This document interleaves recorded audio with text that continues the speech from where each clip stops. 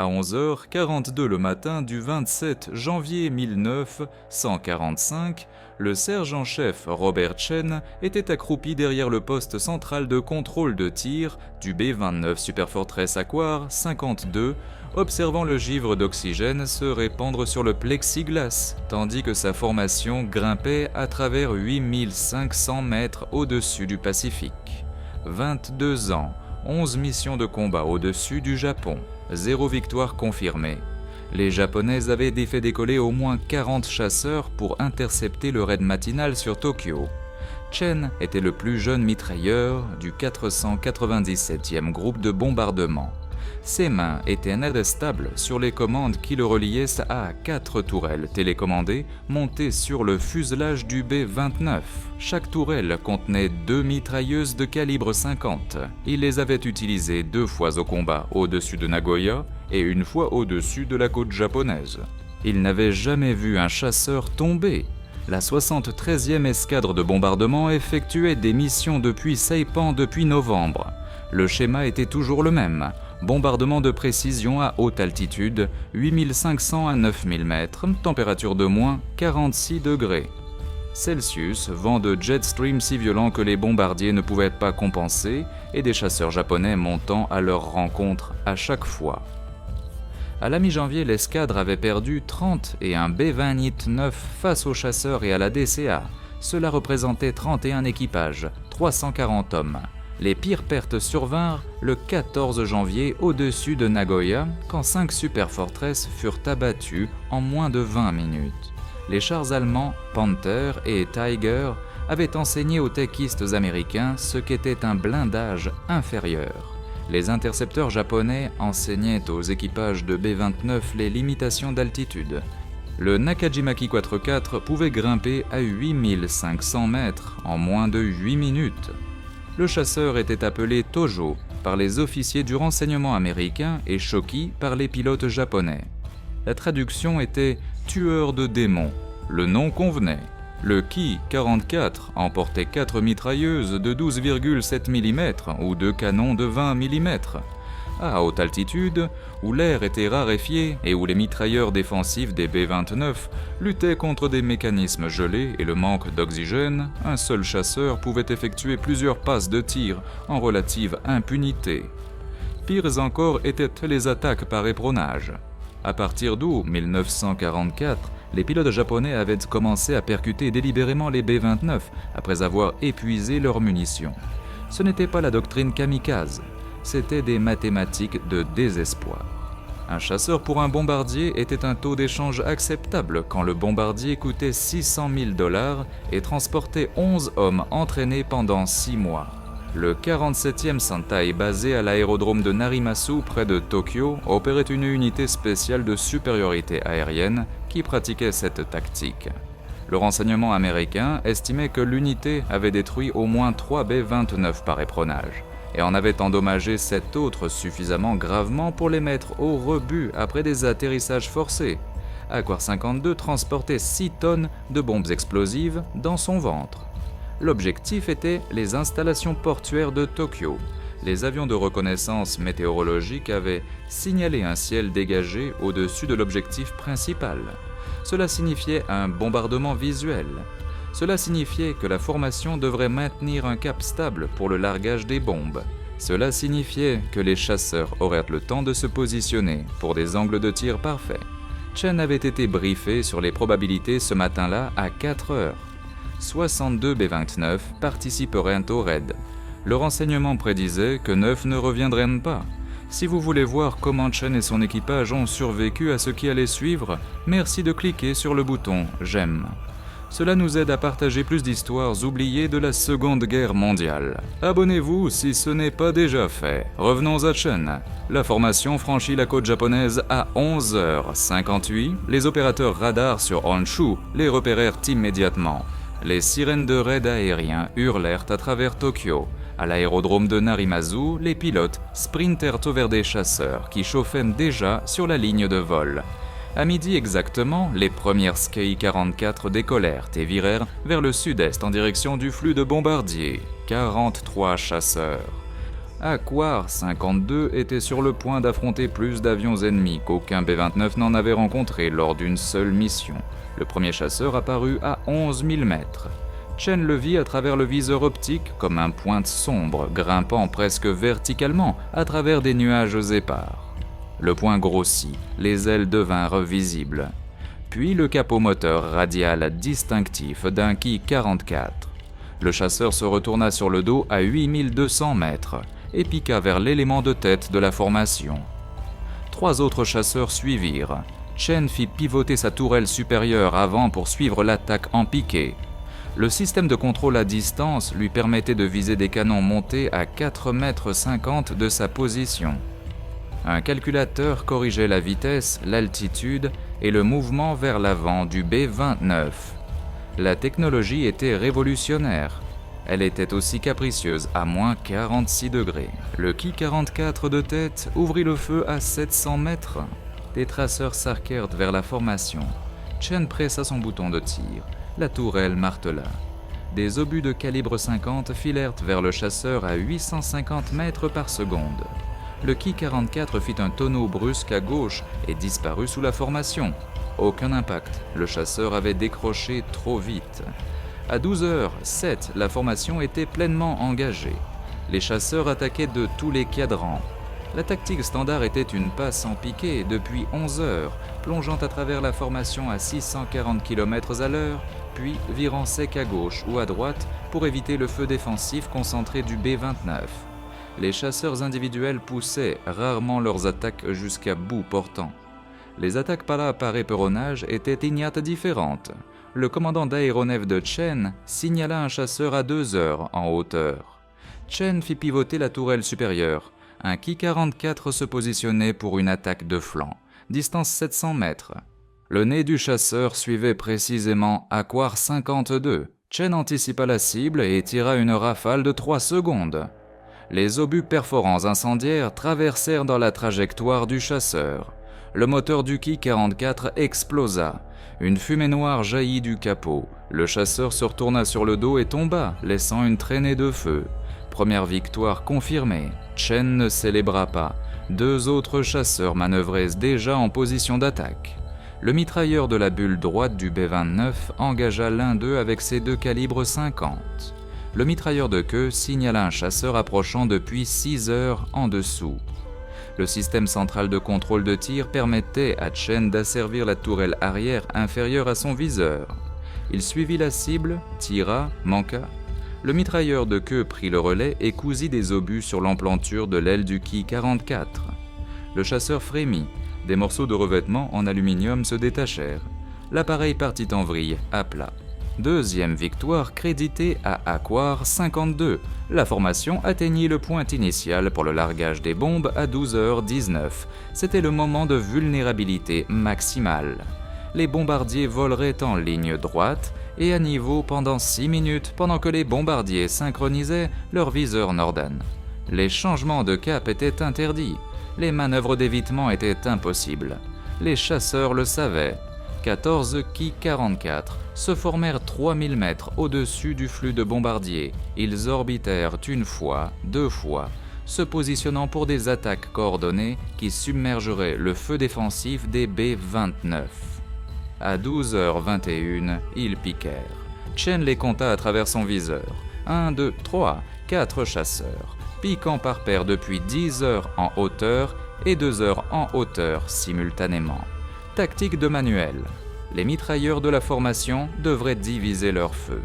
Les B-29 individuels affronteraient à plusieurs attaquants avec une couverture défensive dégradée.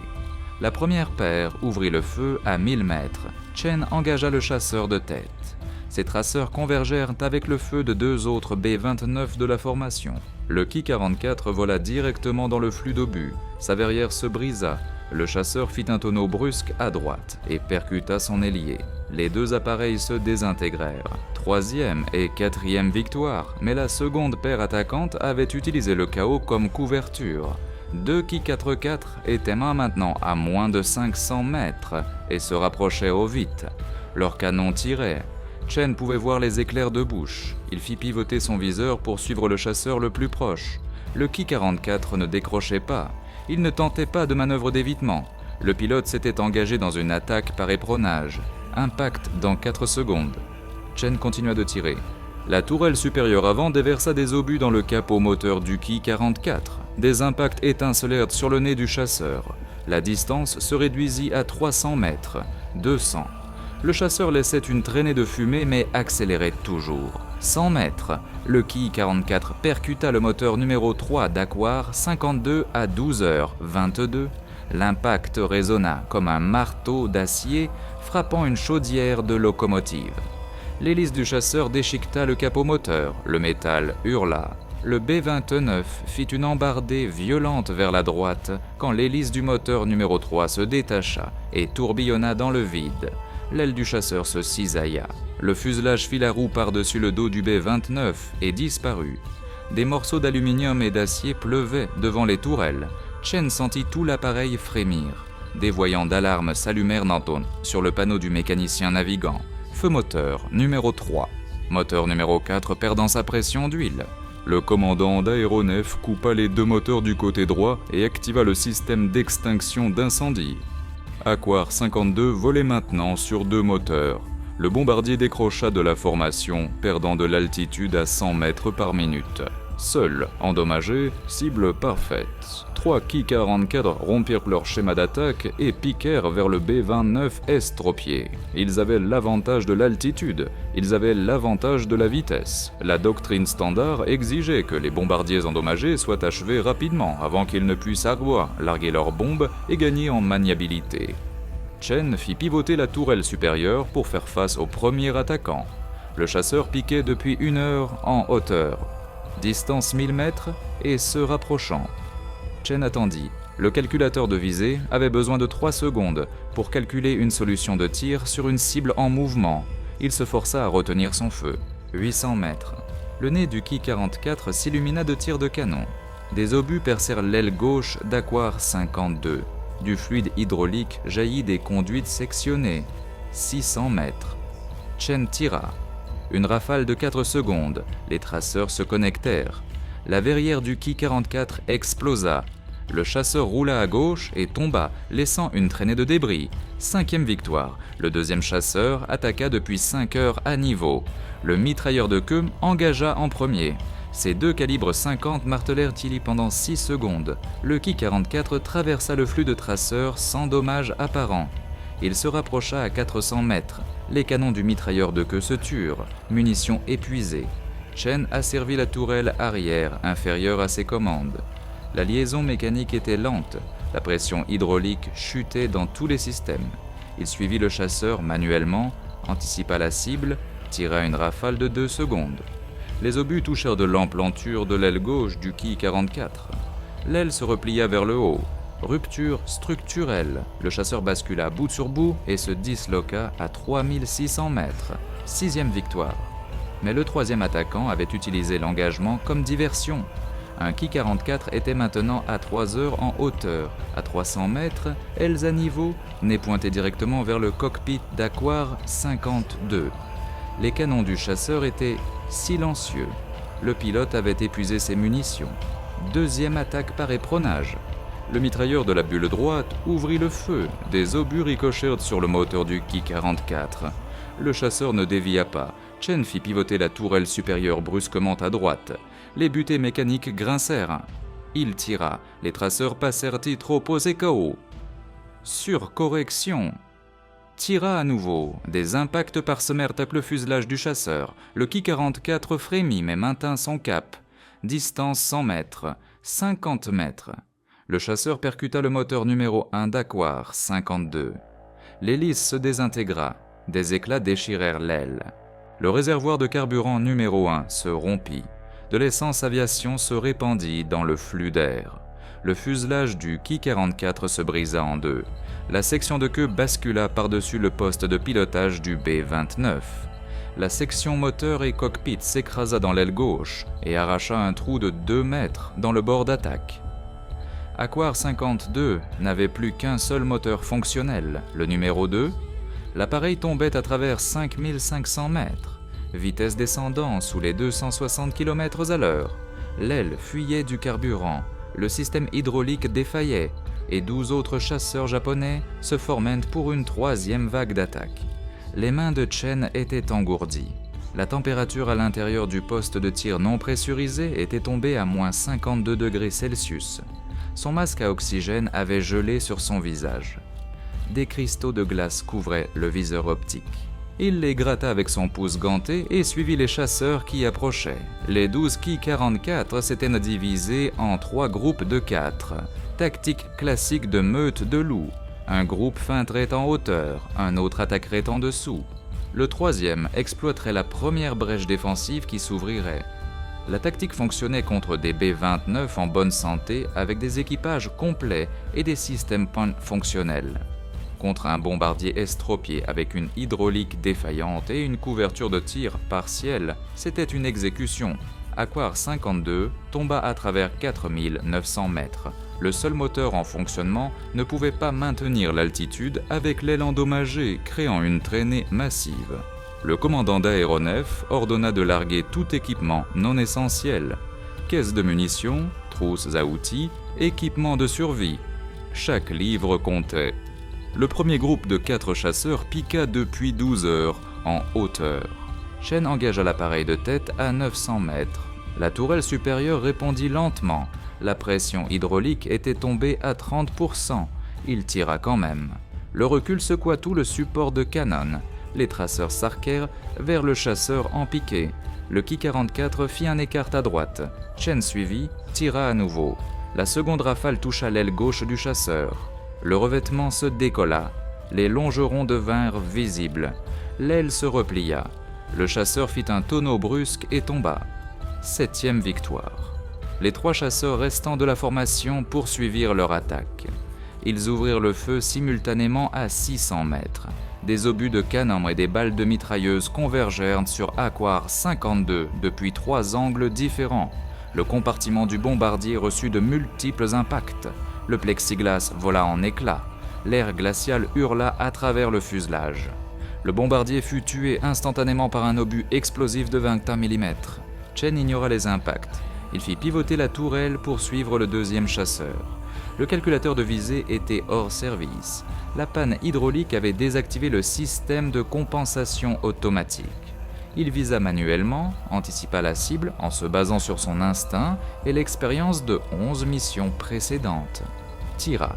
La rafale toucha trop bas, des obus ricochèrent sur le ventre du chasseur. Le Ki-44 vira sec à gauche et grimpa en s'éloignant, laissant une traînée de fumée. Victoire probable.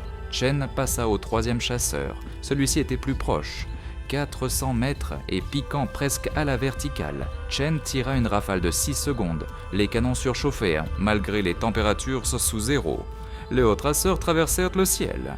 Le Ki-44 vola directement à travers. Des impacts criblèrent le capot moteur. L'hélice s'arrêta, en moulinet, le nez du chasseur s'abaissa. Et il passa devant l'aile gauche d'Aquar, 52 à 320 km à l'heure, et disparut dans les nuages en dessous. 8e victoire confirmée. Le 4e chasseur du groupe avait utilisé le chaos pour se positionner pour une attaque de flanc. Il arriva depuis 9 heures, à niveau, distance 500 mètres. Le mitrailleur de la bulle gauche engagea avec ses 2 calibres 50. Le chasseur fit un écart, se rapprocha à 300 mètres, tira une longue rafale de ses canons. Des obus déchirèrent le stabilisateur horizontal gauche d'Aquar 52. Des câbles de commande se rompirent. L'appareil fit une embardée violente. La gouverne de direction se bloqua à gauche. Le commandant d'aéronef lutta avec les commandes, appliqua l'aileron droit, réduisit la puissance du seul moteur fonctionnel pour arrêter l'embardée. Chen suivit le chasseur attaquant alors qu'il passait sous le fuselage, asservit la tourelle inférieure. La liaison mécanique grinça et bégaya. La tourelle pivota de 15 degrés, puis s'arrêta. Panne hydraulique. Le mitrailleur de queue prit le tir. Ses canons étaient encore fonctionnels, à commande mécanique. Pas d'hydraulique nécessaire. Il tira une rafale de 4 secondes alors que le Ki-44 remontait après sa passe d'attaque. Les obus touchèrent la queue du chasseur. La gouverne de direction se détacha. Le Ki-44 partit en vrille, à plat incontrôlé. 9e victoire créditée à l'équipage d'Aquar 52. La deuxième vague de 4 chasseurs était déjà en approche, attaquant piqué depuis 2 heures. Aquar 52 était à 4300 mètres et descendait toujours. Vitesse 225 km à l'heure, dangereusement lent. Le bombardier approchait de la vitesse de décrochage. Un seul moteur ne pouvait pas générer assez de poussée pour maintenir un vol contrôlé avec l'aile endommagée et la gouverne bloquée. Chen avait 15 obus restants dans la bande de munitions des tourelles supérieures. Les tourelles inférieures étaient hors service. Les postes de bulles étaient à court de munitions. Le mitrailleur de queue avait peut-être 60 obus restants. 4 chasseurs de plus se rapprochant vite. Les 4 Ki-44 se divisèrent en 2 paires. L'expérience du combat avait appris aux pilotes japonais que les B-29 endommagés conservaient une puissance de feu défensive létale. Les attaques coordonnées depuis plusieurs angles restaient n'est que l'approche la plus sûre. La première paire piqua depuis 2 heures, en hauteur. La seconde paire se positionna pour une attaque de suivi depuis 4 heures à niveau. Chen suivit le chasseur de tête de la première paire. Distance 800 mètres. La tourelle supérieure répondit à ses commandes, mais le mouvement était saccadé. Du fluide hydraulique fuyait des conduites rompues dans tout l'appareil. Il attendit jusqu'à 700 mètres, centra le viseur, tira ses 15 obus restants en une seule rafale soutenue. Les traceurs convergèrent sur le moteur du Ki-44. Des impacts étincelèrent sur le capot. L'hélice se désintégra. Des morceaux de métal tourbillonnèrent. Le moteur se bloqua. De la fumée s'échappa du chasseur alors qu'il se retournait sur le dos et tombait. 10e victoire. Les canons de la tourelle supérieure cliquetèrent à vide. La position défensive principale de Chen était maintenant inutile. Il rampa à travers le tunnel de connexion vers la section arrière non pressurisée. Le mitrailleur de la bulle droite avait reçu des éclats dans l'épaule et ne pouvait pas utiliser ses armes. Chen prit sa position. Le deuxième chasseur de la première paire était déjà dans son piquet d'attaque, distance 600 mètres. Chen saisit les commandes manuelles des 2 mitrailleuses de calibre 50. Pas d'assistance informatique, pas d'assistance hydraulique, pure force physique requise pour faire pivoter les armes et maintenir la visée. Le Ki-44 ouvrit le feu à 400 mètres. Des obus de canon percèrent l'aile droite d'Aquar 52. Chen anticipa la cible, pressa la détente, le recul martela ses épaules. Des douilles vides tombèrent dans le sac de récupération. La rafale toucha le cockpit du chasseur. La verrière vola en éclats, le Ki-44 fit un tonneau brusque à gauche et tomba en vrille. 11e victoire, mais la seconde paire de chasseurs était déjà engagée dans sa passe d'attaque. Ils arrivèrent depuis 4 heures à niveau, à 300 mètres d'écart, tirant en se rapprochant. L'un visait le poste de pilotage, l'autre visait l'emplanture de l'aile où se trouvaient les réservoirs de carburant. Le mitrailleur de queue engagea le chasseur de queue. Ses munitions restantes martelèrent en une rafale de 5 secondes. Les traceurs traversèrent le nez du Ki-44. Le pare-brise du chasseur explosa, l'appareil cabra brusquement et rompit l'attaque. 12e victoire confirmée quand le chasseur fut observé tombant à travers les nuages, à 3400 mètres, sans pilote visible. Le chasseur de tête de la paire poursuivit son attaque. Chen fit pivoter ses canons, mais l'angle était mauvais. La position de bulle ne pouvait pas pivoter assez loin vers l'avant pour engager des cibles à 4 heures en hauteur. Il était aveugle face à la menace. Le mitrailleur de la bulle gauche prit le tir. Sa position avait une meilleure couverture vers l'avant. Il tira ses 30 derniers obus. La rafale toucha l'emplanture de l'aile gauche du Ki-44. Du carburant jaillit des réservoirs percés. Le chasseur vira sec à droite pour décrocher.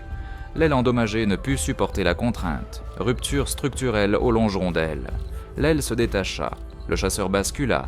13e victoire. Aquar 52 avait maintenant abattu 13 chasseurs japonais. Un seul appareil, un seul équipage. 13 victoires confirmées, mais le compte n'importait pas à Chen.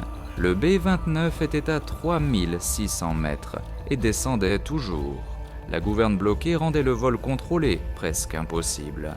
L'aile endommagée perdait son intégrité structurelle et la 3e vague de 4 chasseurs approchait. C'étaient moi les derniers attaquants. Les pilotes de chasse japonais opéraient sous des limitations strictes de carburant. Le rayon de combat du Ki-44 était d'environ 320 km à puissance de combat. Les chasseurs étaient en vol depuis 40 minutes. Il leur restait peut-être 10 minutes de carburant avant de devoir décrocher et retourner à Narimasu. 10 minutes suffisaient. Les 4 Ki-44 se formèrent en ligne de file. Pas une attaque en piqué, pas une passe en hauteur. Ils se positionnaient pour des attaques par éperonnage séquentiel. 4 chasseurs, 4 collisions délibérées. Les pilotes japonais avaient calculé que même si un seul réussissait, Aqua 52 ne survivrait pas. Chen les observa à travers la petite fenêtre de la bulle. Les chasseurs étaient à 4300 mètres, 3 km derrière le bombardier, égalant vitesse et altitude, se préparant pour leur dernière passe. Ils n'avaient plus de munitions. Le mitrailleur de queue n'avait plus de munitions. Les tourelles supérieures étaient hors service, les tourelles inférieures étaient hors service. L'armement défensif d'Asquare 52 était épuisé. 4 chasseurs, 0 balles, 12 000 pieds au-dessus de l'océan Pacifique. Le Kei Kanato Chetr. De tête dans la formation d'éperonnage accéléra, distance 1 mile. Le chasseur piquait légèrement pour prendre de la vitesse. La doctrine standard d'éperonnage exigeait une vitesse d'impact d'au moins 300 miles par heure pour garantir la rupture structurelle de la cible. Les collisions plus lentes permettaient parfois aux bombardiers de survivre avec des dommages. Chen se cala contre le cadre de la fenêtre en bulle. Il n'y avait rien qu'il puisse faire. Pas d'armes, pas de munitions, pas d'options. Le commandant de bord tentait des manœuvres d'évitement, mais le gouvernail bloqué limitait son autorité de contrôle. Le B-29 pouvait s'incliner doucement, à gauche ou à droite. Il ne pouvait pas effectuer les embardées violentes qui auraient pu déjouer la visée d'un chasseur. Le Ki-44 se rapprocha à un demi-mile. Chen pouvait voir les détails maintenant. Le camouflage vert foncé du chasseur, le cercle rouge Inomaru sur le fuselage, le cône d'hélice peint en jaune pour l'identifier comme faisant partie du 47e Sentai, un quart de mile. Le nez du chasseur était centré sur le stabilisateur vertical des Square 52, impact dans 15 secondes. Le moteur du Ki-44 commença à laisser échapper une fumée noire. Pas des dommages de combat d'Asquare 52, c'était une panne mécanique. Les moteurs radio Nakajima HA-109 étaient capricieux à haute puissance. La puissance de combat maximale pendant des périodes prolongées faisait dépasser les limites de conception des températures âmes de culasse. Le grippage était courant, l'hélice du chasseur cessa de tourner, le moteur avait complètement lâché. Sans pousser, le Ki-44 ne pouvait pas maintenir sa trajectoire d'interception. Il commença à perdre de la vitesse et de l'altitude. Le pilote tenta de redémarrer le moteur. Échec. Le chasseur tomba sous la queue d'Esquare 52, son attaque d'éperonnage avortée par une panne mécanique plutôt que par le feu défensif. 14e victoire créditée à Esquare 52. Aucune balle tirée, aucun mitrailleur ne revendiqua la victoire. Mais le chasseur était une perte de combat due au stress des dommages de bataille sur un moteur déjà sollicité. Les officiers de renseignement confirmeraient plus tard que le Ki-44 s'était écrasé dans le Pacifique à 18 miles à l'est de Tokyo. Le pilote n'avait pas survécu, 14 victoires confirmées, un B-29, une mission, le total le plus élevé pour une seule mission de tout bombardier du théâtre du Pacifique.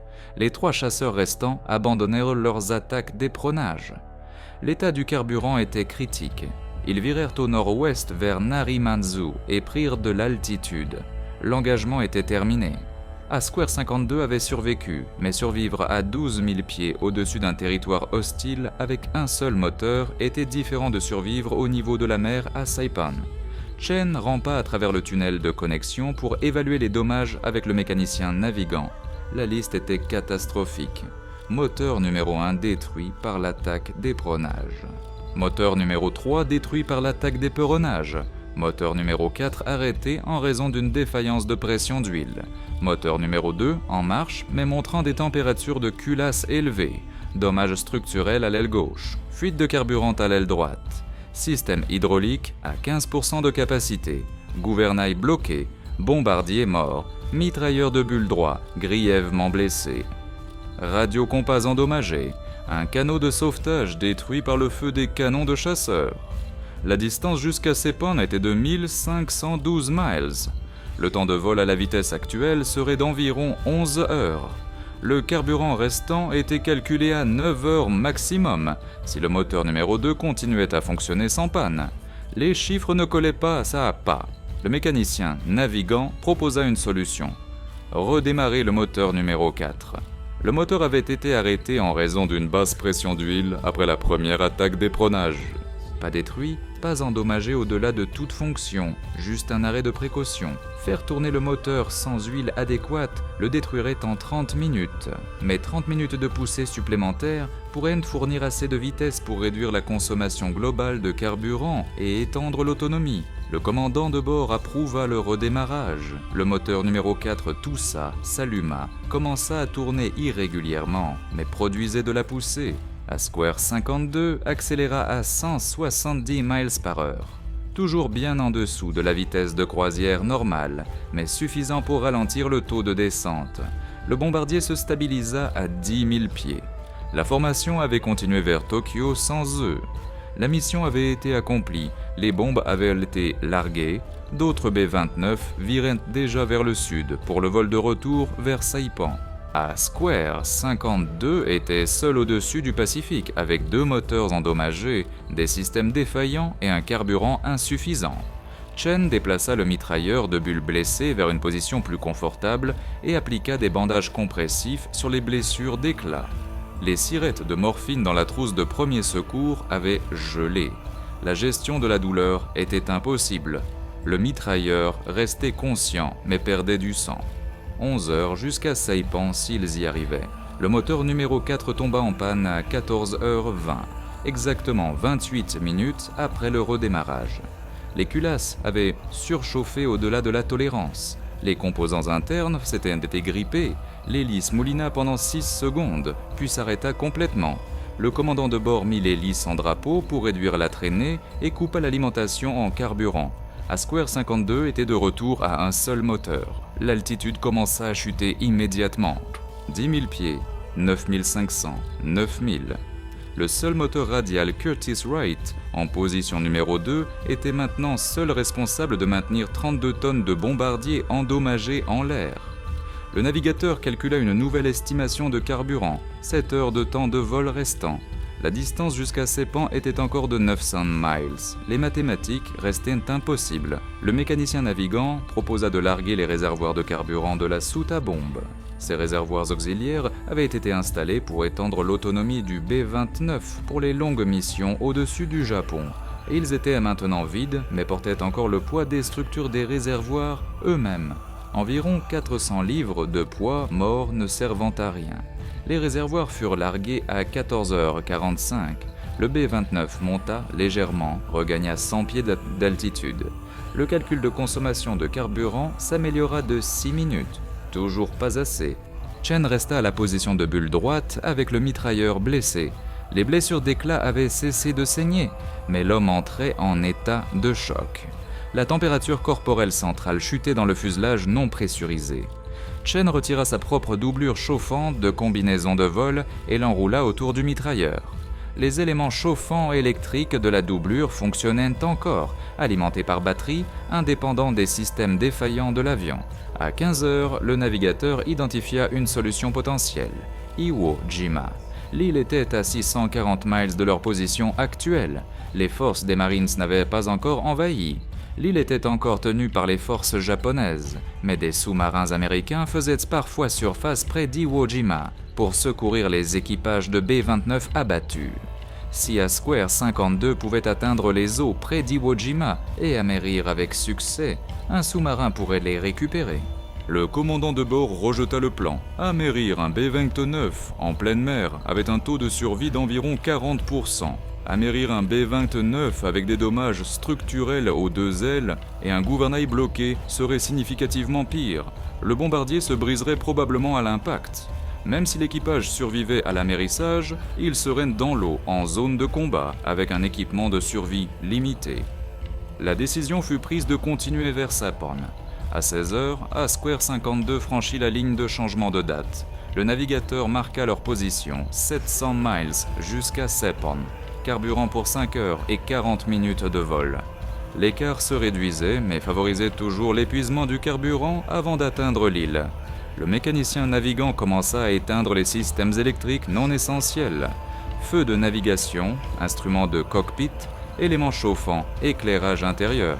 Chaque système nécessitait de l'énergie des générateurs entraînés par le moteur fonctionnel. Moins de charge électrique signifiait moins de traînée sur le moteur. Moins de traînée signifiait une meilleure économie de carburant. La température à l'intérieur de l'avion chuta à moins 40 degrés. À 17h30, la formation de B-29 qui avait accompli la mission de Tokyo passa au-dessus d'eux. Ils étaient à 18 000 pieds. Volant en formation serrée, tous les moteurs fonctionnant normalement. Ils faisaient 270 miles par heure. Ils atteindraient Seppan dans environ 4 heures. À Square 52 faisait 160 miles par heure à 8000 pieds. Temps estimé jusqu'à Seppan était de 7 heures. L'épuisement du carburant était prévu dans 4 heures et 50 minutes. Le mitrailleur de bulle droit perdit connaissance à 18 heures. Sa respiration était superficielle. Le pouls était faible. Chen le surveillait continuellement, mais n'avait pas de fourniture médicale au-delà des sirettes de morphine gelée et des bandages compressifs déjà appliqués. À 18h45, le moteur numéro 2 commença à tourner irrégulièrement. La température de culasse grimpait dans la zone rouge. La pression d'huile fluctuait. Le moteur fonctionnait à puissance continue maximale depuis près de 7 heures.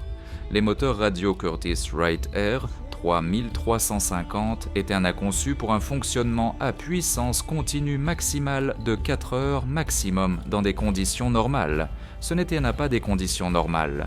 Le mécanicien navigant réduisit légèrement la puissance pour préserver le moteur. La vitesse chuta à 150 miles par heure. La consommation de carburant s'améliora, mais le temps jusqu'à destination augmenta. À 19h, le navigateur calcula qu'ils étaient à 400 miles de Saipan. Le carburant restant était estimé à 3h20 minutes. Les mathématiques ne fonctionnaient toujours pas, mais l'écart se réduisait. À 20h, le mitrailleur de bulle droit cessa de respirer. Chen tenta la réanimation. L'air glacé rendait les compressions thoraciques presque impossibles à travers la lourde combinaison de vol. Après 4 minutes, le mécanicien navigant déclara l'heure du décès. Le corps du mitrailleur fut laissé en place. Le déplacé ne servait à rien et consommait l'énergie dont l'équipage avait besoin pour survivre. Le moteur numéro 2 continua de tourner. La température de culasse resta dans la zone rouge, mais le moteur ne se grippa pas.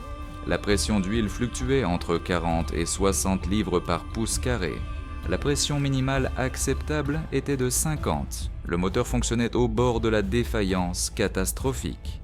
À 21h, le navigateur repéra des feux de navigation. Un destroyer de la Navy était visible à 20 miles à l'est, effectuant une patrouille au sud d'Iwo Jima. Le destroyer ne pouvait pas les aider. Il ne pouvait pas s'approcher d'un avion en vol. Il ne pouvait pas fournir de carburant, mais sa position confirmait que les calculs du navigateur étaient exacts.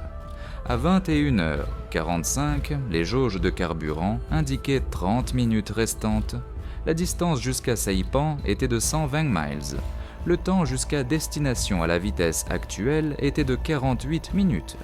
L'écart ne s'était pas assez réduit. Le mécanicien navigant transféra tout le carburant restant des réservoirs d'ailes vers le réservoir dédié du moteur numéro 2. Pompe à carburant, vanne de transfert, système d'urgence. Chaque goutte d'essence aviation dans l'avion fut acheminée vers le seul moteur fonctionnel. À 22h, Square 52 était à 60 miles de Saipan. Les jauges de carburant indiquaient 15 minutes. Le navigateur pouvait voir les lumières de la piste d'Islay Field sur l'extrémité sud de l'île. Distance 8 miles. Le bombardier était à 4000 pieds et descendait. Le moteur numéro 2 toussa. Manque de carburant. Le moteur reprit. Tourna régulièrement pendant 20 secondes. Toussa à nouveau. L'hélice moulina. Le moteur redémarra. La puissance fluctua. À 3 miles de la piste, 2000 pieds d'altitude. La tour d'Islay Field autorisa Square 52 pour un atterrissage d'urgence. Les équipes de secours étaient en attente. Des ambulances étaient positionnées le long de la piste. Le train d'atterrissage ne voulait pas sortir. Défaillance du système hydraulique. Le mécanicien navigant tenta l'extension manuelle en utilisant la manivelle d'urgence. La roue avant se déploya. Le train principal gauche se déploya. Le train principal droit resta rentré, endommagé lors des attaques de chasseurs. À 1 mile de la piste, 1000 pieds, le moteur numéro 2 s'arrêta complètement. Épuisement du carburant. L'hélice s'arrêta. À Square 52 devint un planeur. 32 tonnes d'aluminium et d'acier sans puissance et avec un train d'atterrissage asymétrique. Le commandant de bord visa la piste. Vitesse 130 miles par heure. Taux de descente 800 pieds par minute. Trop rapide, trop pentu.